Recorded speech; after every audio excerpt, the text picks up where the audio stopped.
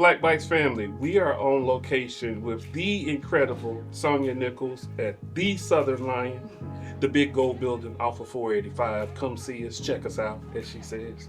So we're on location here live shooting our podcast in one of the merchant booths right now.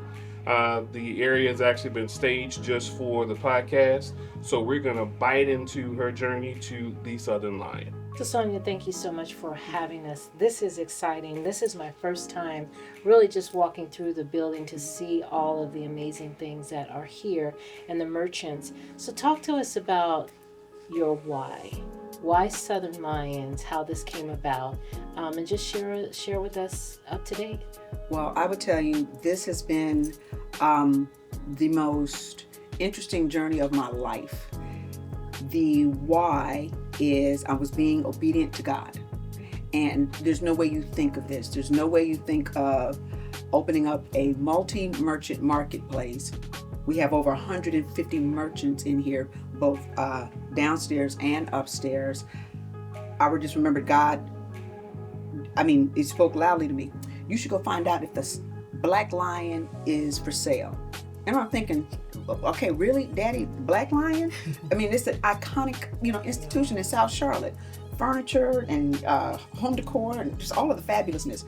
Get my daughter, let's get together. We're going to ride down there because that was just out of the blue. You don't make that up. We get down here, and as I walk into the old Black Lion, I'm asking the then general manager, is the Black Lion for sale? And you can see all these people turn and look at me, and their comment was, you heard. I'm like, I heard what? It's sold. I'm like, it's sold?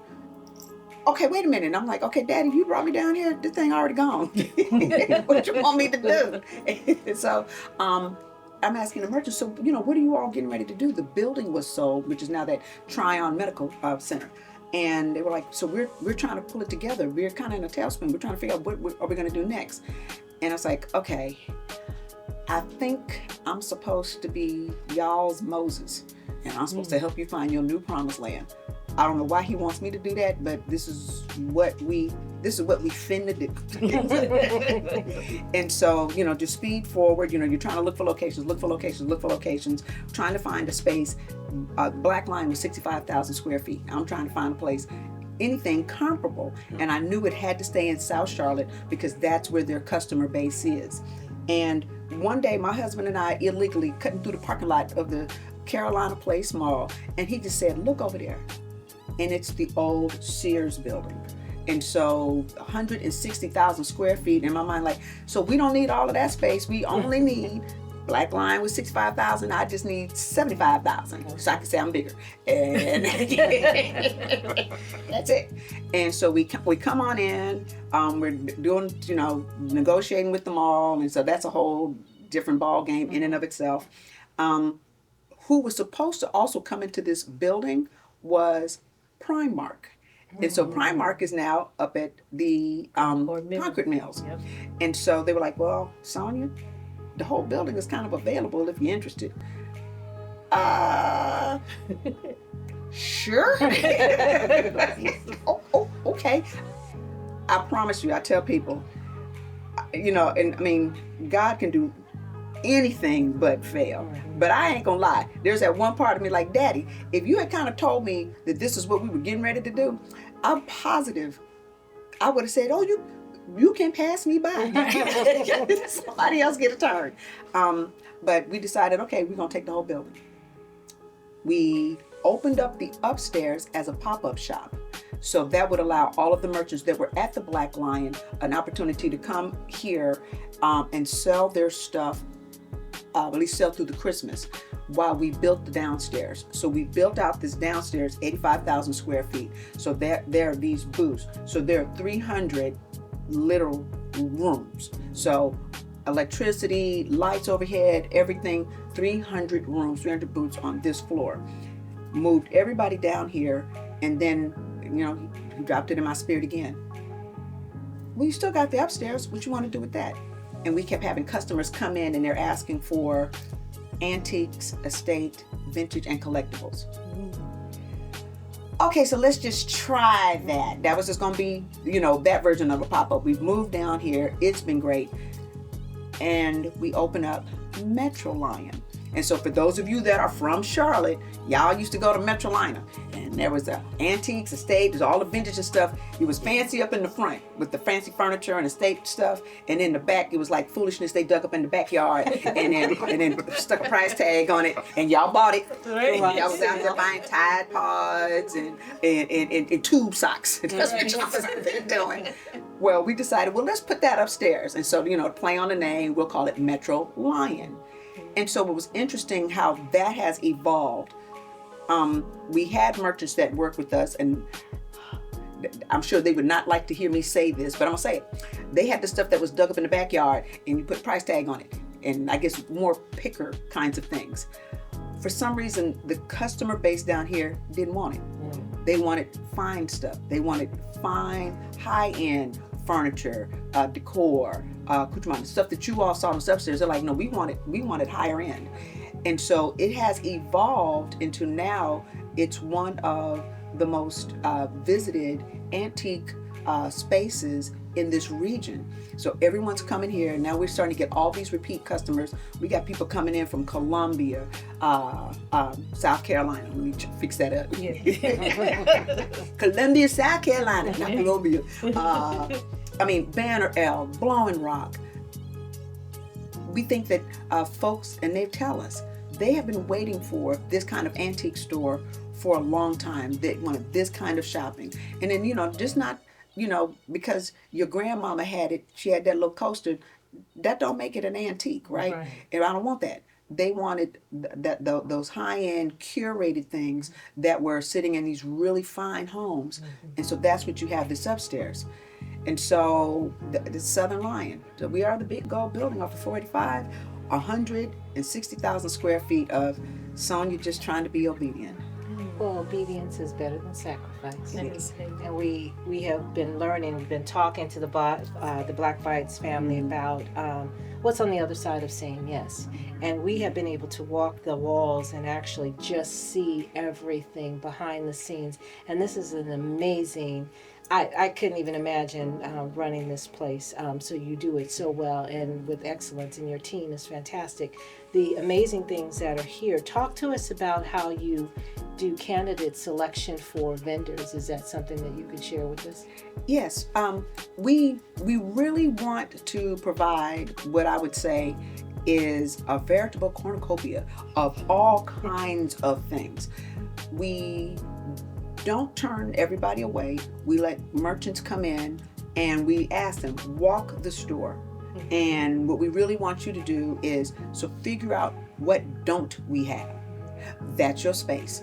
If you're trying to make money, if you are really trying to appeal to a customer base, that's your space. But then we also have those folks, especially like our makers. They're folks, the artisans, making jewelry, woodwork, pottery.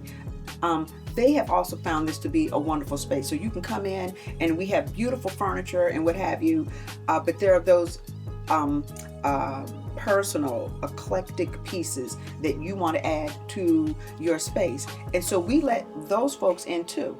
So I think if there was ever a level of difficulty that I have is, so how do I describe to, regular, Joe or Bobby on the street, what's in this store?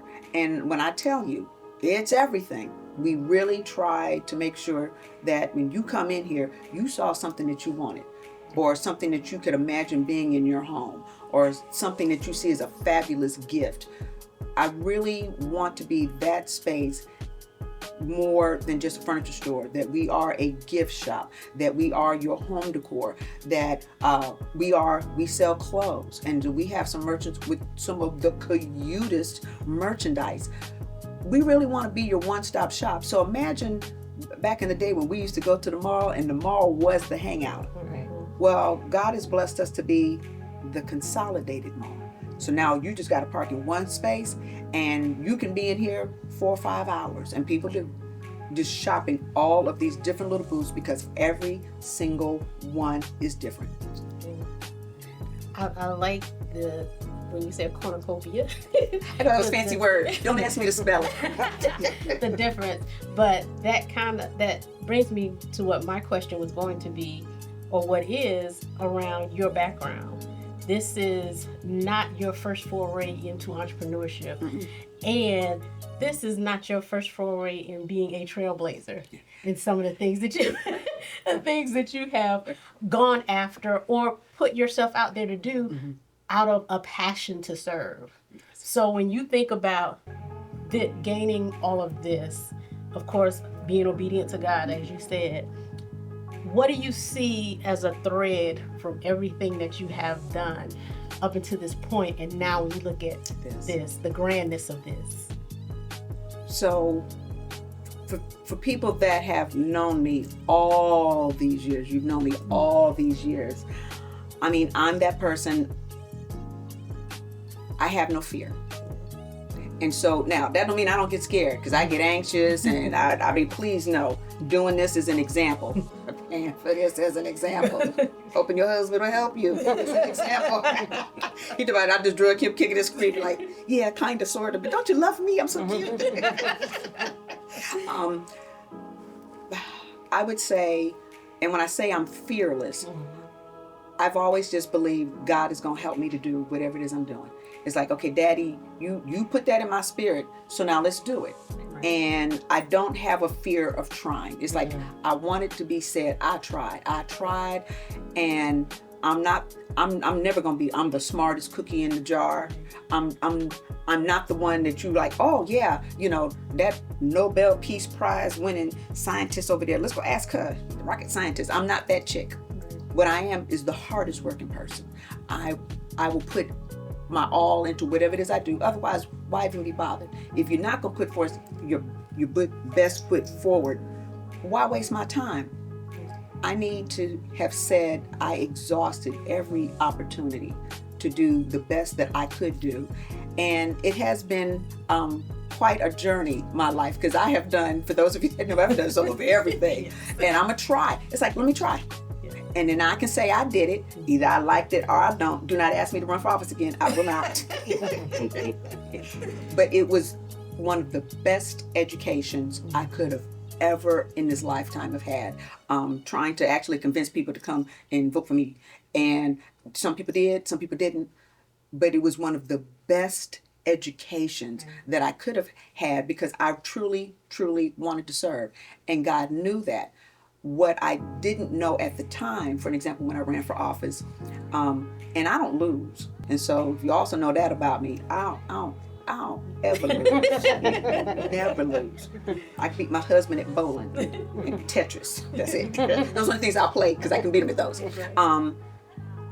What I didn't know at the time when I was running for office, that actually was God putting me on another platform. That nobody would have ever known me, nobody would have ever seen me, and that I would never be a governor for the UNC system. Because nobody knew who I was, a little hole in the wall, you don't know me. But because I was willing to put myself out there and then demonstrate just how hard I would work, that put me in a different stratosphere. Then people are like, hey, and usually that's what kind of happens.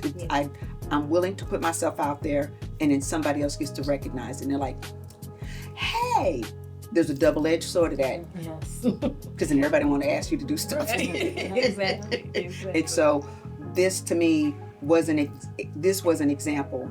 There were so many people that told me not to do this. They're like, you crazy as hell.